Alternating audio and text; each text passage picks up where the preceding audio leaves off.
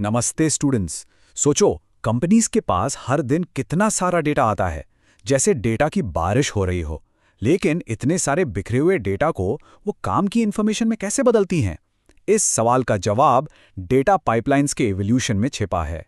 चलिए इस interesting journey को एक्सप्लोर करते हैं। रेडी हो? फोकस मोड ऑन है ना? तो आज हम क्या क्या कवर करने वाले हैं, चलो देखते हैं। हम शुरुआत करेंगे ओरिजिनल ईटीएल कॉन्सेप्ट से, फिर देखेंगे कि क्लाउड ने कैसे ईएलटी को जन्म दिया। इसके बाद हम मॉडर्न हाइब्रिड पैटर्न्स को एक्सप्लोर करेंगे और सीखेंगे कि ऐसी पाइपलाइंस कैसे बनाई जाती हैं जो फेलियर को भी हैंडल कर सकें। तो सबसे पहला और सबसे बड़ा सवाल कि इतने सारे डेटा के केओस को, इस बिखरे हुए डेटा को कंपनीज मैनेज कैसे करती हैं, क्योंकि डेटा अलग अलग जगह बिखरा हुआ, मेसी और इनकंसिस्टेंट होता है। इसी कोर प्रॉब्लम को डेटा इंजीनियरिंग सॉल्व करता है। इस प्रॉब्लम को सॉल्व करने के लिए जो सबसे पहला सॉल्यूशन आया और जो काफी सालों तक, लगभग 20 सालों तक इंडस्ट्री स्टैंडर्ड रहा, वो था ETL। अब ETL, इसका फुल फॉर्म है एक्सट्रैक्ट, ट्रांसफॉर्म और लोड। इसका काम सिंपल है, अलग अलग सोर्सेस से डेटा निकालो, उसको साफ सुथरा एक कंसिस्टेंट फॉर्मेट में बदलो, यानी ट्रांसफॉर्म करो, और फिर उस साफ डेटा को एक सेंट्रल जगह, जिसे डेटा वेयरहाउस कहते हैं, उसमें लोड कर दो। अच्छा, इसका प्रोसेस समझना बहुत जरूरी है। ध्यान देना, यहाँ पे 3 स्टेप्स हैं। पहला एक्सट्रैक्ट, मतलब CRM, डेटाबेस, फाइल्स, जहां से भी डेटा मिल रहा है उसको खींच लो। दूसरा ट्रांसफॉर्म, यही है इसका मैजिक स्टेप। यहां पर डेटा की सफाई होती है, सॉर्टिंग होती है, बिजनेस रूल्स लगते हैं। बेसिकली कचरे डेटा को काम के डेटा में बदला जाता है। और आखिर में लोड, इस साफ सुथरे डेटा को डेटा वेयरहाउस में डाल दो। सबसे जरूरी बात क्या है? ट्रांसफॉर्मेशन हमेशा लोड होने से पहले होता है, याद रहेगा? चलो इसको एक सिंपल एग्जाम्पल से समझते हैं। मान लो ETL ना मील प्रेप जैसा है। जैसे पार्टी में जाने से पहले ही आप घर पर सारी सब्जियां काट लेते हो, खाना पका लेते हो और पार्टी में एक रेडी टू ईट डिश ले जाते हो। सब काम पहले ही कर लिया। फिर क्या हुआ? डेटा का साइज बढ़ने लगा, बहुत ज्यादा, और तब ETL में प्रॉब्लम्स दिखने लगी।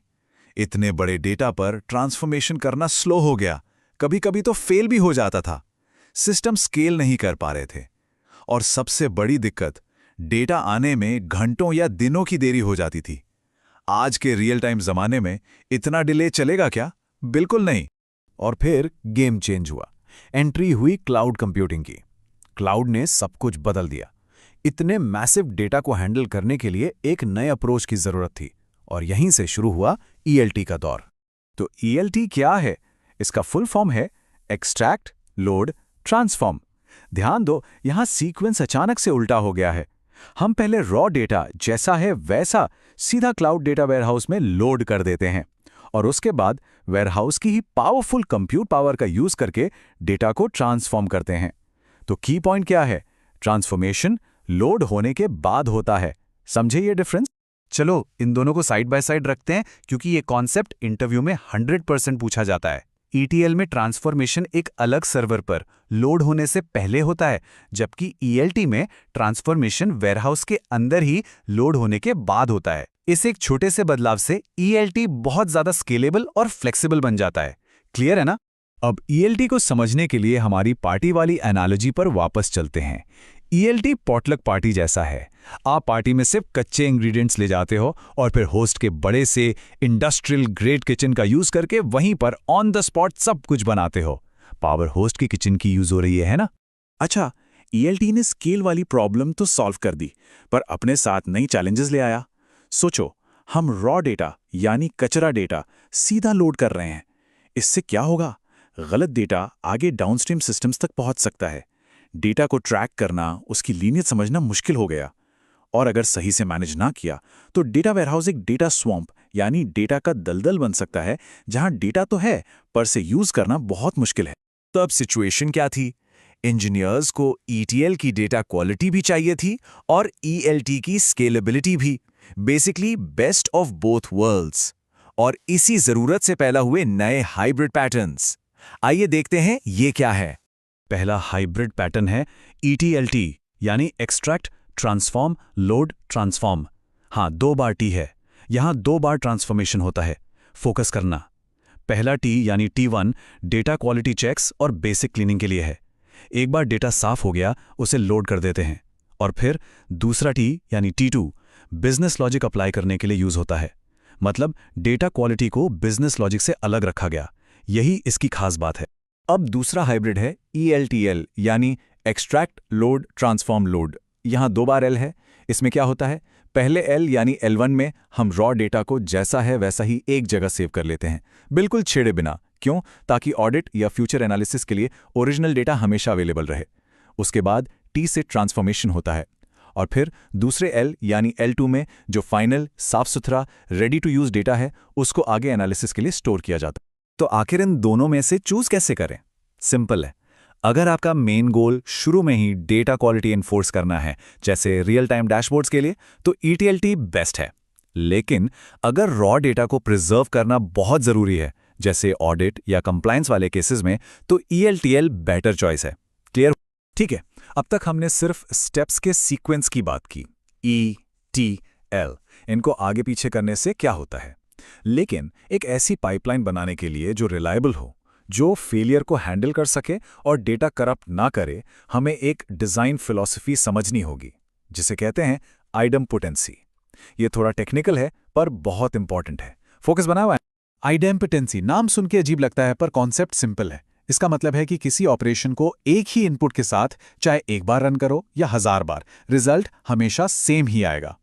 सोचो इसका फायदा। अगर कोई पाइपलाइन फेल हो जाए और आप उसे दोबारा चलाएं, तो इस प्रिंसिपल की वजह से डुप्लीकेट डेटा नहीं बनेगा, रिजल्ट कंसिस्टेंट रहेगा। जैसा कि यहां लिखा है, इसका कोर आइडिया यही है कि इम्पोर्टेंट पाइपलाइंस ज्यादा रेजिलिएंट यानी मजबूत होती हैं। उनसे रिजल्ट्स हमेशा कंसिस्टेंट रहते हैं, रीट्राइज सेफ हो जाती हैं और वो बीच में फेल होने पर भी सिस्टम को गड़बड़ नहीं करती। इसीलिए एक रोबस्ट सिस्टम के लिए ये कॉन्सेप्ट बहुत जरूरी है। तो इसके 3 फायदे बिल्कुल साफ हैं। 1, फेल्ड स्टेप्स को आप बिना टेंशन के दोबारा चला सकते हो, डुप्लीकेट डेटा नहीं बनेगा। 2, रिजल्ट्स हमेशा कंसिस्टेंट रहते हैं चाहे पाइपलाइन कितनी भी बार चले। और 3, अगर पाइपलाइन बीच में फेल हो जाए तो डेटा इनकंसिस्टेंट स्टेट में नहीं जाता। एकदम पावरफुल कॉन्सेप्ट है ना? ओके, तो अब तक हमने सारे पैटर्न्स और आइडेम्पोटेंसी का कॉन्सेप्ट देख लिया है। चलिए अब सबको एक साथ जोड़ते हैं और देखते हैं कि मॉडर्न डेटा इंजीनियरिंग के लिए सही पैटर्न कैसे चुना जाए। यह स्लाइड एक चीट शीट की तरह है। इसका स्क्रीनशॉट ले सकते हो।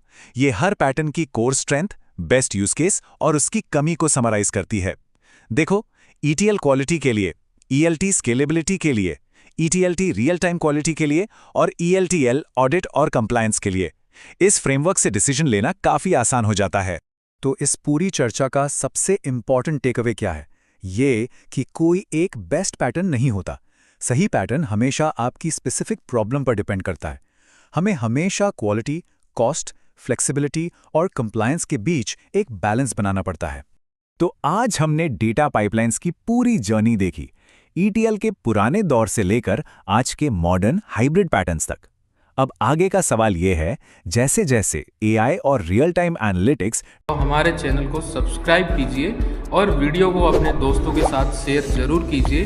कमेंट सेक्शन में अपना डाउट या नेक्स्ट टॉपिक लिखना मत भूलिएगा।